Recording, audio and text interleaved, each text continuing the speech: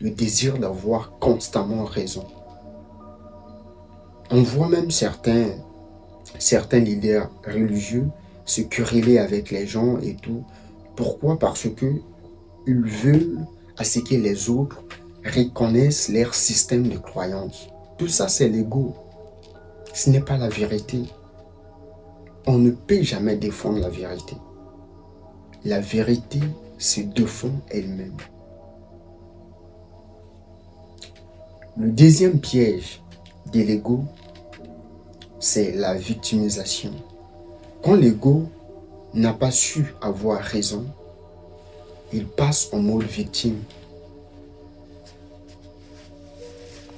X m'a fait ceci, Y m'a fait cela, regarde ce que la vie me traite injustement.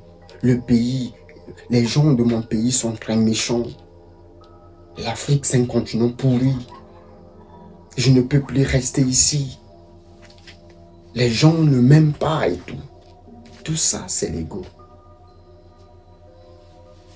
Lorsque l'ego porte cette casque-là, la vie devient très difficile. Tu ne verras jamais un oiseau se plaindre parce que la pluie a menacé une journée. Jamais. Tu ne verras jamais un chat ou une fleur passer son temps à se plaindre parce qu'il n'y a pas eu la pluie. Non. Mais nous, les humains, lorsqu'on se réveille et qu'il y a la pluie, par exemple, et qu'on avait planifié une journée pour sortir, pour aller soit passer un entretien d'embauche, on se met à crier. On se met à blâmer l'univers. L'univers a tort. Ou même l'embouteillage. Ah, avec cet embouteillage-là, j'allais déjà être au boulot. Ah, voilà, c'est cet embouteillage qui m'a encore barré la route. Non, moi, j'aime pas ça. Avec ces policiers.